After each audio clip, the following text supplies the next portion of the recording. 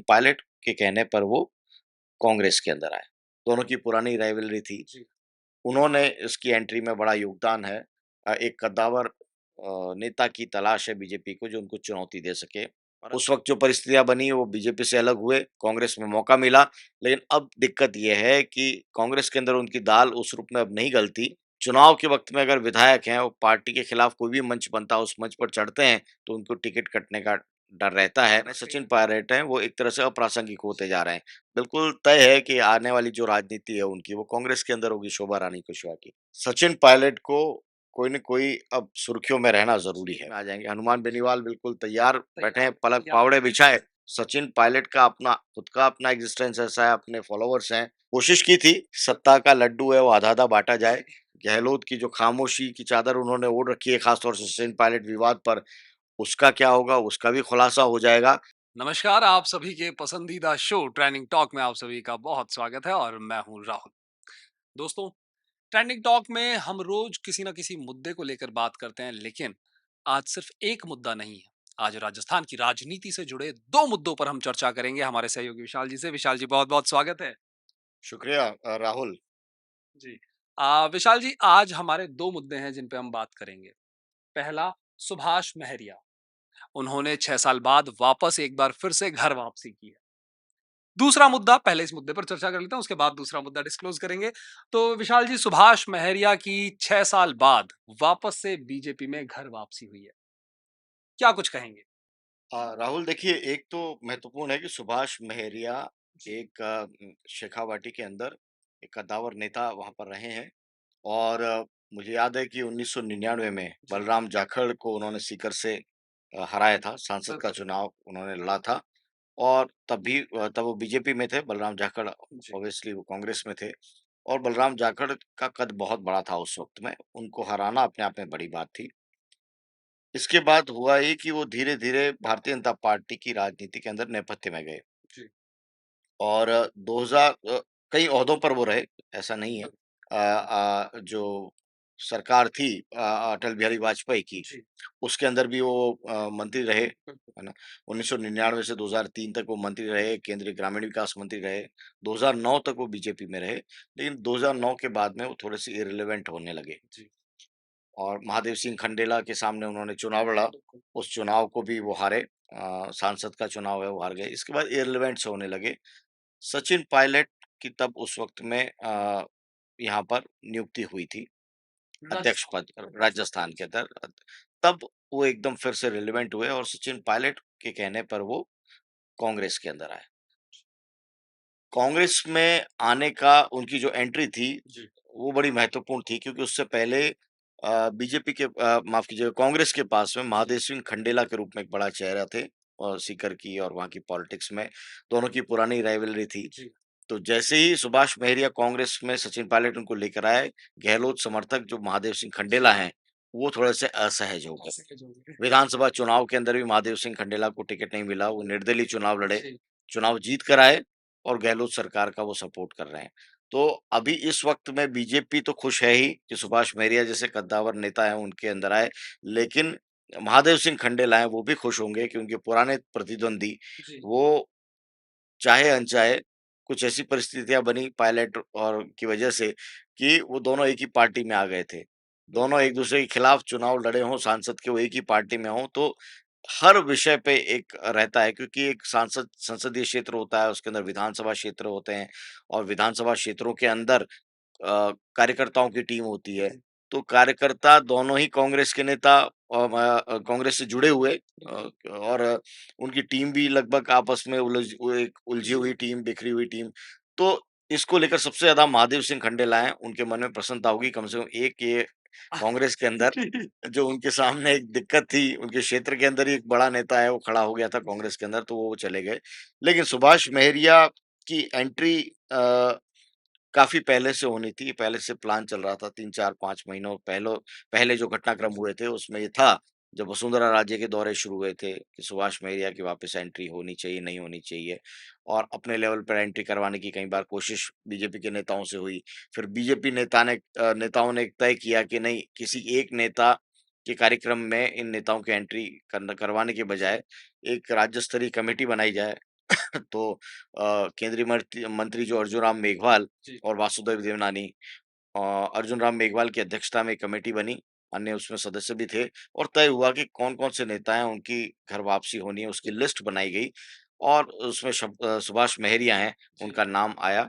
कहा जा रहा है कि नेता प्रतिपक्ष जो बने हैं राजेंद्र राठौड़, उन्होंने इसकी एंट्री में बड़ा योगदान है एक और बड़ा योगदान है योगदान उनका। दिया है सुभाष महरिया की क्योंकि गोविंद सिंह डोटासरा जो प्रदेश कांग्रेस कमेटी के अध्यक्ष हैं, उनके सामने एक कद्दावर नेता की तलाश है बीजेपी को जो उनको चुनौती दे सके और अब ये हो रहा है तमाम जो सीनियर लीडर्स हैं उनके सामने मजबूत उम्मीदवारों को तलाशा जा रहा है और वो चाहे किसी भी पार्टी में अगर दूसरी पार्टी में है, तो उसको पार्टी के अंदर लाया जाए और ये पूरी कोशिश है वो कांग्रेस और बीजेपी दोनों आने वाले वक्त में आपको करती यहाँ पर नजर आएंगी कि दोनों अब देखना होगा कि अशोक गहलोत के खिलाफ कौन चुनाव लड़ेगा, अभी देखना होगा कि वसुंधरा राजे के खिलाफ कौन लड़ेगा, सचिन पायलट के खिलाफ कौन चुनाव लड़ेगा, ठीक है? इसी तरह से हनुमान बेनीवाल अगर चुनाव लड़ते हैं, जी, सांसद से चुन कई ऐसे सांसद हैं, जो इस बार चुनावी मैदान में उतरेंगे विधानसभा चुनाव के अंदर, बीजेपी की जो रणनीति है, इस पर आगे बात करेंगे। लेकिन जी, आपको ज़रूर एक इशारा ज़रूर कर देता हूँ कि कई ऐसे आपको सांसद दिखेंगे आने वाले चुनाव के अंदर, जो कि विधानसभा का चुनाव लड़ेंगे जी, और उनकी सक्रियता भी ऐसी है और पार्टी खुद भी चाहती है कि और सांसद के रूप में उनकी भूमिका जिस रूप में वहाँ पर है केंद्रीय नेतृत्व में, उनको लगता है कि राजस्थान या राज्य की राजनीति वो ज़्यादा मुफ़ीद है। तो कई नेताओं को हम देखेंगे बीजेपी के अंदर या कांग्रेस के अंदर भी जो सांसद का चुनाव लड़े हैं, वो विधायक की टिकट लेने की कतार के अंदर वो शामिल होंगे। लेकिन बहरहाल बात हो रही है यहाँ पर सुभाष महरिया की राजनीति की। राजनीति उनकी जिस रूप में चल रही है, शेखावटी के अंदर जाट कम्युनिटी का एक बड़ा चेहरा भारतीय जनता पार्टी के वापस पास में वापस लौटा है। शेखावटी की कितनी सीटों पर असर होगा, क्या होगा, ये तो देखने वाली बात है। लेकिन सीकर की राजनीति के ऊपर ज़रूर इसका असर होगा और इसका इसका तोड़ क्या होगा, ये कांग्रेस को सोचना होगा। मूल रूप से वो कांग्रेस के नहीं हैं जी, सुभाष महरिया। मूल रूप से वो भारतीय जनता पार्टी के एक कद्दावर नेता रहे हैं। उस वक़्त जो परिस्थितियाँ बनी वो बीजेपी से अलग हुए, कांग्रेस में मौका मिला, लेकिन अब दिक्कत ये है कि कांग्रेस के अंदर उनकी दाल उस रूप में अब नहीं गलती, क्योंकि उनको लाने वाले सचिन पायलट इन दिनों खुद संकट में खुद हैं। संकट में। तो सुभाष महरिया ही नहीं, जो तमाम वो नेता जो कांग्रेस में रहकर सचिन पायलट के साथ जुड़े हुए हैं, अगर आने वाले वक़्त में सचिन पायलट कुछ एक्शन लेंगे या कोई अपना नया रास्ता या कोई दूसरी राह अगर पकड़ते हैं, तो उन तमाम समर्थक और उनके साथ में जुटे नेताओं के सामने यक्ष प्रश्न होगा कि सचिन पायलट के साथ जाया जाए बिल्कुल, या कांग्रेस के साथ जाया जाए। इसीलिए हमने देखा कि तमाम जो विधायक हैं, उनको जनसंघर्ष यात्रा से दूर रखा गया, सचिन जी, पायलट की ओर से भी। क्योंकि उसका चुनाव के वक़्त में अगर विधायक हैं, वो पार्टी के खिलाफ कोई भी मंच बनता है, उस मंच पर चढ़ते हैं, तो उनको टिकट कटने का डर रहता है खतरा कहीं न कहीं रहता है। और ये सबको तो पता है कि सभी पायलट के साथ हैं, लेकिन सार्वजनिक रूप से मंच पर आने से बचते हैं। हालाँकि अभी जो जनसंघर्ष यात्रा का जो समापन हुआ, उसमें तो सारी सीमाएँ टूटी बिल्कुल, हैं। कई केंद्रीय मंत्री बिल्कुल। माफ़ कीजिएगा राजस्थान सरकार के मंत्री हेमाराम हैं या राजेंद्र गुड़ा हैं, वो मंच पर नज़र आए हैं। एक उन्होंने साथ मंच साझा किया। हाँ, उन्होंने बयान दिए हैं बाकायदा जी, राजेंद्र गुड़ा ने तो बयान दिए हैं। तो राजेंद्र गुड़ा को भी पता है कि मैंने सरकार का साथ दिया, सरकार के अंदर मंत्री बना, जी, पोर्टफ़ोलियो को लेकर या अपने इश्यू को लेकर उनका मतभेद हुआ अशोक गहलोत के साथ में, तो अब उनको लगता है कि सचिन पायलट के साथ हम चले जाएँ। सचिन पायलट अब उस हद तक आगे बढ़ गए हैं कि हो सकता है कि कांग्रेस के अंदर रहें ना रहें, ये एक ये चर्चा का भी विषय हो गया है। इस पर भी संशय। तो तमाम विधायकों को अब लगता है कि अब हम वो टाइम आ गया है, जिसमें हमको अपने क्षेत्र में लोगों के साथ संपर्क तो बढ़ाना है, लेकिन किसी एक पार्टी का दामन भी हमको थामना पड़ेगा, क्योंकि जनता पूछेगी क्षेत्र में जब वोट लेने जाएँगे कि आप किस किसके साथ हैं? नहीं, किसके साथ हैं? किस नेता का समर्थन आप करेंगे? तो ये बड़ा महत्वपूर्ण है इस वक़्त में। तो सुभाष महरिया का आना अपने आप में एक बड़ी खबर है। सुभाष महरिया ही नहीं, कई और नेता हैं, वो भी इस फ़हरिस्त में हैं, इस जी, कतार के अंदर हैं, इंतज़ार कर रहे हैं। कांग्रेस और बीजेपी में बड़े पैमाने पर मैं आपको बता रहा हूँ इस वक़्त, बड़े पैमाने पर इस तरह की बातें चल रही हैं कि कई नेता पाला बदल सकते हैं। कौन किस पार्टी के अंदर था, चुनावी रेस के अंदर पता नहीं किस पार्टी में जाकर खड़ा हो जाए। जी। विशाल जी, आपने एक बड़ी बात कही कि कांग्रेस के अंदर अभी भी कई नेता हैं जो इस इंतज़ार में हैं कि कब वो पाला बदलें। तो वो कौन-कौन से ऐसे नेता हैं जो अभी भी इस इंतज़ार में हैं या आने वाले समय में पार्टी बदल सकते हैं? नहीं, भारतीय जनता पार्टी दरअसल ये एक्ट अब करने जा रही है। जी, उनकी रणनीति भी है कि जो प्रमुख नेता हैं कांग्रेस के या किसी अन्य पार्टी के क्षेत्रीय, उनको अलग किसी पार्टी में लाने की बजाय जी, उनको अपनी पार्टी में जोड़ा जाए। तो ये तमाम जो ऐसे नेता हैं, उनके ऊपर उनकी नज़र है, जो असंतुष्ट हैं और कांग्रेस के अंदर उनको अपनी जगह जैसे सुभाष महरिया बड़ा जी, बड़ा नाम मैंने एक बड़ा आपको नाम बताया, ठीक है? राजनीतिक शासन की तो ऐसे दूसरे कई और नेता भी हो सकते हैं, जो उनके चेहरे सामने आएँगे। अब वो कांग्रेस से आएँगे या बिल्कुल हाशिए पे पड़े हैं, उनको वापस लाना है। कई नेता हैं धन सिंह रावत हैं, वो हैं नागौर की पूर्व जिला प्रमुख बिंदु चौधरी हैं। उनकी क्या स्थिति है? वो बीजेपी से अलग हुई थी, उनको कैसे वापस लाते हैं? पूर्व विधायक विजय बंसल हैं, उनको कैसे जी, लाया जाता है? तो देवी सिंह भाटी हैं, सुरेंद्र गोयल हैं, जी, जो पूर्व मंत्री थे, वो अलग हैं। रोहिताश शर्मा अलवर, बानसूर के बड़े नेता थे और लेकिन उनकी अदावत है, वो सीधे वसुंधरा राजे से थी। राजकुमार रिढ़वा को हमने देखा, जी, सरदार शहर के बाय इलेक्शन के अंदर वो वापस हैं, वो भारतीय जनता पार्टी के अंदर शामिल करा लिए गए। तो अब ये तमाम चीज़ें होंगी। अब मजबूत नेता क्षेत्र के अंदर कौन है? किसकी पकड़ मजबूत है, कौन जी, जनता के बीच में रहा है। अगर वो दूसरी पार्टी का भी है, लेकिन हमारी पार्टी में आने के बाद में अगर कामयाब रहता है, चुनाव जीत जाता है, तो बड़ा महत्वपूर्ण होगा। अविनेश महर्षि एक वक़्त में बड़े करीबी थे अशोक गहलोत सरकार में, उस वक़्त में पिछले चुनाव में। लेकिन बीजेपी ने उनको टिकट दिया और वहाँ पे वो चुनाव जीत गए। कांग्रेस के अंदर वो चुनाव हारे थे। जी, तो ऐसे कई आपको नेता और कई चेहरे मिलेंगे जो कांग्रेस में हैं, तो बीजेपी में जा सकते हैं, बीजेपी से कांग्रेस में आ सकते हैं। दरअसल ऊपर नेतृत्व का सिरा किसके पास में है, डोर किसके पास में है, उसपे तमाम चीज़ें तय होती हैं। जी, जी, जी, सुभाष महरिया जैसे कद्दावर नेता को लगा सचिन पायलट पार्टी अध्यक्ष हैं, आने वाले वक़्त में बहुत कारगर होंगे, वो सीधे कांग्रेस के अंदर उनकी एंट्री हुई। लेकिन अब कांग्रेस की राजनीति में इस वक़्त आज के दिन जब हम बात कर रहे हैं, सचिन पायलट हैं, वो एक तरह से अप्रासंगिक होते जा रहे हैं। तो ऐसे में सुभाष महरिया को लगता है कि जो वो खुद ही जो मुझे लाने वाले नेता हैं, वो ही अगर अप्रासंगिक हो रहे हैं, तो फिर मेरी भविष्य की राजनीति क्या होगी? तो मैं उन नेताओं का ज़िक्र कर रहा हूँ, जो किसी एक नेता के सहारे अ, या तो उन्होंने पार्टी बदली थी या अपनी सियासत की थी। वसुंधरा राजे अगर रिलेवेंट नहीं रहती हैं, तो उनके साथ के नेता उनमें खड़बली होगी बल्कि कि सही हमको अगर टिकट ही नहीं मिलेगी तो हम क्या करेंगे? तो और राजस्थान के अंदर पिछले 2 चुनाव में निर्दलीय ऐसे विधायकों की फ़ौज रही है जिनको टिकट नहीं मिला है, चुनाव लड़े और चुनाव जीत कर आ गए। अशोक गहलोत की सरकार को तो निर्दलीय एक तरह से चला रहे हैं, अन्यथा तो बिल्कुल मार्जिनल मेजॉरिटी है वो, 1 या 2 विधायक ही हैं। तो बाकी जो तमाम विधायकों हैं या बसपा से आए हुए हैं, वो सपोर्ट कर रहे हैं। तो नेता का वर्चस्व देखा जाता है चुनावी राजनीति में ख़ास तौर से, उन नेताओं के मन में एक हमेशा चुनावी राजनीति में सवाल होगा, जो चुनाव लड़ना चाहते हैं जी। और अपने लिए एक सुरक्षित जगह भी देख रहे हैं, अपने लिए सुरक्षित नेता भी देख रहे हैं। जी, विशाल जी, आपने सही बात कही कि अब ये वो नेता हैं जो अपने लिए राजनीतिक ज़मीन तो तलाश ही रहे हैं, साथ में कोई न कोई एक राजनेता भी तलाश रहे हैं ये अपने लिए। अच्छा आपने बताया कि और भी कई नेता हैं, एक फ़हरिस्त है इन नामों की जो अब शोभा रानी कुशवाहा जी, शोभा रानी कुशवाहा जो कि राज्यसभा के चुनाव के अंदर वो उन्होंने कांग्रेस को वोट दिया था जी, और शोभा रानी कुशवाहा है वो भारतीय जनता पार्टी की नेता है जिसकी तारीफ है वो खुद कह चुके हैं जी। अशोक गहलोत सार्वजनिक मंच से तो उनके लिए बिल्कुल तय है कि आने वाली जो राजनीति है उनकी वो कांग्रेस के अंदर होगी शोभा रानी कुशवाहा की तो ऐसे कई ऐसे नेता हैं जो मौके के हिसाब से अपनी राजनीति को तय करेंगे और बिल्कुल। चुनावी मैदान में उतरेंगे चलिए ये तो बात हुई जो बचे हुए नेता हैं शायद ये वापस अपनी पार्टी जॉइन कर सकते हैं। हम बात कर रहे थे सुभाष महरिया की। सुभाष महरिया अभी जब इन्होंने बीजेपी जॉइन करी तो इन्होंने जो मुद्दे बताए, वो लगभग वही मुद्दे हैं जो सचिन पायलट काफ़ी समय से जिन मुद्दों के लिए लड़ते आ रहे हैं, संघर्ष करते आ रहे हैं। भ्रष्टाचार का मुद्दा हो गया, युवाओं का मुद्दा हो गया, उनकी बात नहीं सुनने का मुद्दा हो गया। यही बात सुभाष महरिया ने रखी अपनी सामने कि भई मैं बीजेपी इसलिए जॉइन कर रहा हूँ क्योंकि कांग्रेस में बातें नहीं सुनी जा रही हमारी। हम भ्रष्टाचार के मुद्दे उठा रहे हैं, हमारे बात नहीं सुनी जा रही है, उन पे कोई एक्शन नहीं लिया जा रहा है। तो आपको लगता है जैसा आपने कहा कि उनका आने की वजह भी सचिन पायलट थे, तो जाने की वजह भी कहीं न कहीं सचिन पायलट ही हैं?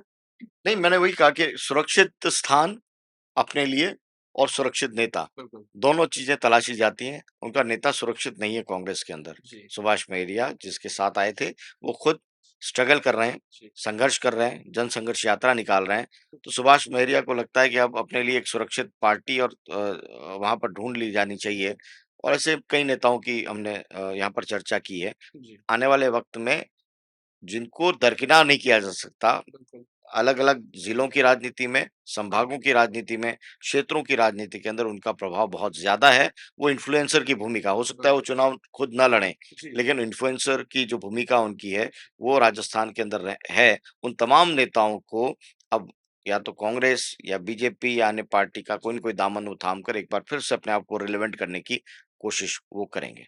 बिल्कुल। तो सभी नेता खुद की रेलेवेंसी साबित करने में इस वक़्त लगे हुए हैं। ये तो हमारा पहला मुद्दा हुआ विशाल जी आज के ट्रेंडिंग टॉक का। दूसरा मुद्दा है जंतर-मंतर पर जो लगातार पिछले काफ़ी समय से धरना जो पहलवानों का चल रहा है। अब वो एक आक्रोश कह लें उनका आक्रोश है, वो धरना अब एक अभियान के रूप में बनता जा रहा है। काफ़ी समय से कई नेता उसमें जुड़े। अभी हाल ही में प्रियंका गांधी वाड्रा भी उसका हिस्सा बनी और दूसरा जो मेन राजस्थान की राजनीति का लेकर जिसका हम आज बात करने वाले हैं जिसको लेकर, वो ये है कि सचिन पायलट भी इस धरने पर पहुँचे हैं। तो क्या कुछ मायने निकल कर सामने आ रहे हैं? देखिए सचिन पायलट को कोई न कोई अब सुर्खियों में रहना ज़रूरी जी, है। जन अनशन उन्होंने किया, बिल्कुल। फिर कुछ दिन उन्होंने इंतज़ार किया, जी, इसके बाद जन संघर्ष यात्रा निकाली। अब 15 दिन का उन्होंने कॉल दिया, 15 दिन बिल्कुल। के अंदर माँगे उनकी पूरी हों। तो इसके बीच में कैसे वो उन मुद्दों से जुड़े रहें, जी, साथ में ये भी ज़रूरी है कि तमाम कयासबाज़ी है वो भी ख़त्म हो। तो कयासबाज़ी ये है कि सचिन पायलट क्या बीजेपी के साथ में जा रहे हैं या बीजेपी के खिलाफ बीजेपी के अंदर शामिल होंगे या बीजेपी का सहारा लेंगे, मदद लेंगे। तो ये ज़बरदस्त तरह से कयासबाज़ी है वो चलाई जा रही है और गहलोत कैंप की ओर से तमाम जो नेता हैं, वो इशारों में कह भी चुके हैं कि ये तो सरा खेल है, वो बिल्कुल। केंद्रीय जो भारतीय जनता पार्टी का आला कमान है, उसके इशारों पर ये पूरा खेल हो रहा है सचिन पायलट का और पायलट के पूरे मूवमेंट को भारतीय जनता पार्टी समर्थित बताया जा रहा है। तो ऐसे में सचिन पायलट हैं, वो मैसेज भी देना चाहते हैं, पार्टी के नेताओं को भी, अपने कार्यकर्ताओं को भी, अपने समर्थकों को कि ऐसा कोई हिडन एजेंडा वो नहीं है और इसीलिए वो उन मुद्दों को उन्होंने छुआ है, जो कि भारतीय जनता पार्टी को सूट नहीं करता। जी, आप बताइए पहलवान वहाँ पर आंदोलन कर रहे हैं, उस आंदोलन वो आंदोलन है किसके खिलाफ? वो भारतीय जनता पार्टी बीजेपी जी, के फैसलों के खिलाफ है। करेक्ट, वो ये चाहते हैं कुश्ती संघ के अध्यक्ष हैं, उनको हटाया जाए बिल्कुल। और उनके खिलाफ कार्रवाई हो और तमाम और एक तरह से बीजेपी की जो पूरी सोच है उसके खिलाफ वो धरने पर बैठे हैं। इसीलिए प्रियंका गांधी भी वहाँ पहुँची थी जी, 2 वीक पहले। अब सचिन पायलट वहाँ पर पहुँचे हैं। वो बता रहे हैं कि देखिए ठीक है मैं गहलोत सरकार से लड़ रहा हूँ। ये ठीक है कि मैं नीतियों में परिवर्तन की बात कर रहा हूँ, लेकिन मैं पार्टी परिवर्तन नहीं करने जा रहा हूँ। तो सचिन पायलट आज की स्थिति में ये कह रहे हैं कि मैं पार्टी परिवर्तन नहीं कर रहा और खास तौर से भारतीय जनता पार्टी में तो कतई नहीं जा रहा। आज का जो उनका एक्शन है वो इस बात की तस्दीक करता है कि सचिन पायलट हैं वो भारतीय जनता पार्टी में शामिल होने के मूड में नहीं है, वहाँ शामिल होने नहीं जा रहे। अब आगे करेंगे क्या वो बड़ा महत्वपूर्ण है और मैं डे 1 से जी, जब से हम ट्रेंडिंग टॉक कर रहे हैं, हमारे पुराने एपिसोड सारे आप राहुल हम देखें और तमाम व्यूअर देखें तो हम डे 1 से ये कह रहे हैं कि सचिन पायलट है, वो भारतीय जनता पार्टी से उचित दूरी बनाते हुए, बिल्कुल। अशोक गहलोत के विरोध में रहते हुए, कोई ऐसा रास्ता वो बनाने के मूड में हैं, जिसमें कांग्रेस और बीजेपी दोनों को घेरा जा सके और एक अपना एक ऐसा मैं कह सकता हूँ कि अभी मैं पार्टी की बात तो नहीं कहूँगा क्योंकि वो खुद खुलासा करें वो ज़्यादा बेहतर है। लेकिन एक अपना ऐसा वो दायरा बनाना चाहते हैं, जिसमें दोनों ही पार्टियों से उचित दूरी बनाते रख हुए वो चुनावी मैदान में उतरें, कुछ सीटें वो चुनाव जीत कर आएँ और फिर हंग असेंबली की अगर स्थितियाँ बनती है, तो सचिन पायलट जैसे कद्दावर नेता का एक निर्णायक रोल हो सकता है उस असेंबली में। अब वो चाहे वो कांग्रेस में जाएँ के साथ आएँ या बीजेपी के साथ आएँ, वो चुनाव से पहले किसी के साथ नहीं जाना चाहते, ये मैं बता देता हूँ। चुनाव के बाद है वो हर किसी के साथ चले जाएँगे, जो भी उनको सत्ता के अंदर रखता है और ऑब्वियसली जो स्टेटमेंट होंगे, एक सिद्धांतों की बात होगी। लेकिन चुनाव से पहले वो किसी एक पार्टी के अंदर नहीं चाहेंगे, वो गठबंधन की राजनीति में आ जाएँगे। हनुमान बेनीवाल बिल्कुल तैयार बैठे हैं, पलक तैयार पावड़े है। बिछाए कि आप आइए और हमारी पार्टी के साथ गठबंधन जी, कीजिए। बिल्कुल। बुला भी नहीं रहे वो कि आप मेरी पार्टी में शामिल होइए, ये नहीं कह रहे हैं। वो कह रहे हैं कि जी, अलग पार्टी बनाओ और मेरे साथ गठबंधन में गठबंधन आओ। चुनाव लड़ो। तो अब देखना है आम आदमी पार्टी को भी कद्दावर नेता की तलाश है। तो तलाश कहाँ खत्म होती है, सचिन पायलट का अपना खुद का अपना एग्जिस्टेंस ऐसा है, अपने फॉलोवर्स हैं, तो वो नई पार्टी बनाना अफोर्ड कर सकते हैं। और उनकी उम्र भी है जी। और उन संसाधनों की भी अभी जो जिस रूप में वो लवाज़मा उनके साथ चल रहा है, साफ तौर पर लगता है कि संसाधनों का अभाव उस रूप में नहीं है। और जो विधायक अशोक गहलोत से अलग छिटके हुए हैं, बसपा के राजेंद्र गुड़ा या अन्य तमाम नेता, या फिर जिन नेताओं के क्षेत्र में गुर्जर बाहुल वोट ज़्यादा है, वो नेता सचिन पायलट का उस रूप में विरोध नहीं कर पाएँगे, ये सचिन पायलट को भी पता है। तो वो देख रहे हैं, टटोल रहे हैं अपनी सियासी ज़मीन, अपना दायरा धीरे-धीरे बढ़ा रहे हैं। 15 दिन का उन्होंने वक़्त लिया है, देखते हैं 15 दिन के बाद में क्या होगा, उसके बाद में उनसे पूछा जाएगा। लेकिन 15 दिन के अंदर की जो तमाम गतिविधियाँ हैं, वो ऐसी तमाम एक्ट है, वो मैसेज करते रहेंगे, मीडिया इंटरव्यूज़ में सामने आते रहेंगे, धरने में जाएँगे, प्रदर्शन में जाएँगे, जहाँ उनको लगता है कि ऐसा मुद्दा है जिससे उनकी प्रासंगिकता बनी रहे, सचिन पायलट वो पूरा एक्शन है, वो करने वाले हैं। राहुल। बिल्कुल।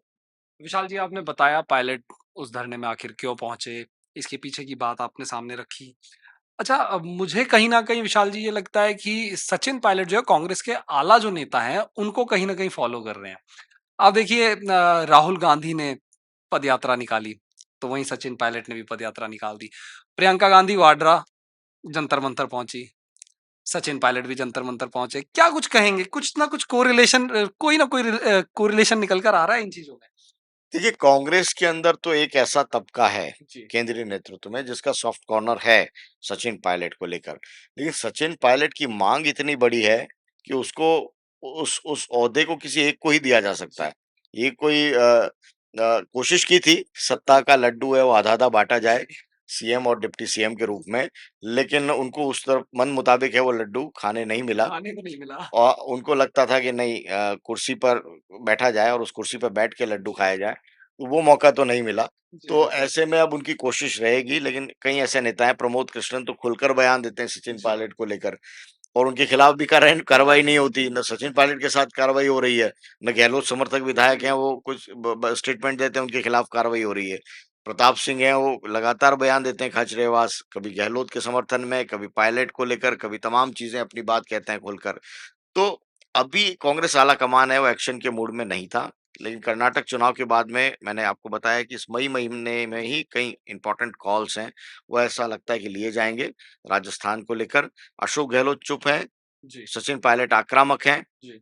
तो साफ तौर पर जो आक्रामक होता है, ह्यूमन बिहेवियर बताता है कि जो आक्रामक होता है वो व्यग्र होता है, उसके मन में बेचैनी होती है बेचैनी होती है कहीं न कहीं। और उसको लगता है कि नहीं, मेरी बात क्यों नहीं सुनी जा रही। तो चाहे वो अशोक गहलोत ना सुने, चाहे केंद्रीय नेतृत्व ना सुने, सचिन पायलट हर हाल में अपनी आवाज़ सुनाना चाहते हैं। बिल्कुल। इसलिए उनकी बेचैनी ज़्यादा है, उनका मूवमेंट ज़्यादा है। अशोक गहलोत के पास में बताने के लिए बहुत कुछ है। वो कह रहे हैं मैंने महँगाई राहत कैंप लगाए, बिल्कुल। 1 करोड़ से ज़्यादा लोगों को उसका फ़ायदा मिल गया है। तो वो अपना रोल है वो सीएम के रूप में जिस रूप में प्ले कर रहे हैं और इसका वो किसी कंट्रोवर्सी में अभी इस वक़्त में वो बच रहे हैं। हालाँकि वो स्टेटमेंट दे दिए हैं उन्होंने कई तरह के, जहाँ-जहाँ उनको जिस वक़्त में घेरना होता है, तो टाइमिंग के तो माहिर हैं अशोक गहलोत स्टेटमेंट के मामले में, कब उनको बोलना है, कब नमस्कार करके चले जाना है, जी। ये उनको अच्छे से आता है। लेकिन सचिन पायलट थोड़े व्यग्र हैं इस मामले में कि वो रिज़ल्ट चाहते हैं कि मैंने जो मुद्दे उठाए, जो चिट्ठियाँ लिखी, उसका ना जवाब आ रहा है और आलाकमान भी मुख्यमंत्री को नहीं कह रहा है कि आप जवाब क्यों नहीं देते। तो ये अभी पशुपेश की स्थिति है। लेकिन आने वाले 15 दिनों के अंदर तस्वीर है वो इस रूप में साफ होगी। सचिन पायलट का मूवमेंट है वो किस दिशा में जाएगा, उनकी व्यग्रता है, उसका अंजाम क्या होगा, ये भी तय हो जाएगा। गहलोत की जो खामोशी की चादर उन्होंने ओढ़ रखी है खास तौर से सचिन पायलट विवाद पर, उसका क्या होगा, उसका भी खुलासा हो जाएगा। आलाकमान क्या चाहता है, क्या कोशिशें कर सकता है, उसका भी पटाक्षेप हो जाएगा। लेकिन तस्वीर बिल्कुल साफ हो जाएगी और इस बीच अब खेल शुरू हो जाएगा आया-राम-गया-राम का। कौन विधायक कहाँ जाएगा, कौन नेता कहाँ जाएगा, जी। अब सब ये खेल आपको राजस्थान की राजनीति में देखने को मिलेगा राहुल। जी। बहुत-बहुत शुक्रिया विशाल जी इन तमाम जानकारियों के लिए। तो जैसा विशाल जी ने बताया, अब आया राम गया राम का जो खेल है वो जल्द ही राजस्थान की राजनीति में शुरू होने वाला है। और काफ़ी इंटरेस्टिंग रहेगा ये भी देखना कि कौन घर वापसी वापस करता है, अपनी घर वापसी जल्दी, कौन कितनी जल्दी अपनी घर वापसी करता है, ये भी एक देखने वाली बात होगी। किन बयानों के साथ में, बिल्कुल। किन तर्कों के साथ में। तर्कों के साथ, क्योंकि अभी सुभाष महरिया को हमने देखा, इन्होंने भी सचिन पायलट के ही ये लगभग बयान लेकर ये अपनी घर वापसी करके लौटे हैं। बिल्कुल, तो फिलहाल के लिए मुझे और विशाल जी को दीजिए इजाज़त। आज के दोनों मुद्दों पर हमने चर्चा करी, जाना कि आखिर उनके पीछे क्या कुछ स सा बातें जो हैं वो सामने निकल कर आ रही है, क्या कुछ मायने हैं इन चीज़ों के, उनके एक्शंस के। दिलचस्प बात है राहुल की जो व्यूअर है वो हमसे कनेक्ट जिस रूप में हो रहे हैं, जी, लगातार कमेंट बॉक्स पे मैं देख रहा हूँ कि एक-एक व्यक्ति अपनी राय रख रहा है। तमाम तरह के संवाद हो रहे हैं, वो भी हम पढ़ रहे हैं, देख रहे हैं। सिर्फ़ हमें ये कहना है कि गहलोत समर्थक हैं या पायलट समर्थक हैं, ये आपका अपना व्यू पॉइंट है। हम बात कर रहे हैं आज की परिस्थितियाँ क्या हैं जी, और आज की परिस्थितियाँ से परिस्थितियों को देखकर, उनको पढ़कर एक राजनीतिक विश्लेषण क्या हो सकता है। ये विश्लेषण वक़्त के साथ में अलग-अलग नेताओं की जो भूमिका बदलेगी, उनके फैसले होंगे, उनके एक्शन होंगे, तो विश्लेषण उसी रूप में आगे-आगे बढ़ता जाएगा। जी। तो हमारा सिर्फ़ ये कहना है कि पार्टिसिपेशन रखिए, शेयर कीजिए, कमेंट बॉक्स में अपनी राय लिखिए, लेकिन इसको किसी एक ओपिनियन को लेकर हम कोई आगे नहीं बढ़ रहे। हम जो स्थितियाँ बन रही हैं राजस्थान के अंदर, उसका विश्लेषण कर रहे हैं। सचिन पायलट की क्या खूबियाँ हैं, अशोक गहलोत की क्या खूबियाँ हैं, वसुंधरा राजे की क्या खूबियाँ हैं, उनकी क्या कमियाँ हैं, ये पूरा विश्लेषण आना चाहिए जनता के सामने। मकसद ये कि राजनीतिक रूप से जी, परिपक्व वोटर हम तैयार करें, बिल्कुल। राहुल। एक अच्छा विश्लेषक है, जी, उसकी भूमिका यही होती है कि अपने विश्लेषण के ज़रिए वो राजनीति के बारे में उन बातों को ज़ाहिर करे, उन पहलुओं को उजागर करे, जिससे व्यूअर का या वोटर जिसको कहें, जो आने वाले टाइम में वोटर होगा, वो एक निरपेक्ष अपनी विचारधाराएँ, तमाम विचारों को सुने, उसके आधार पर अपना कॉल ले कि मुझे किस पार्टी के साथ जाना है, किस विचार के साथ में जाना है। तो कॉल आपका है, विश्लेषण जी। हमारा है। जी। बिल्कुल, और मुझे नहीं लगता इससे बढ़िया क्लोजिंग आज के इस ट्रेंडिंग शो की कोई हो भी सकती है। तो आपके इन्हीं शब्दों के साथ आज के इस ट्रेंडिंग टॉक को विराम देते हैं। मुझे और विशाल जी को दीजिए इजाज़त। नमस्कार।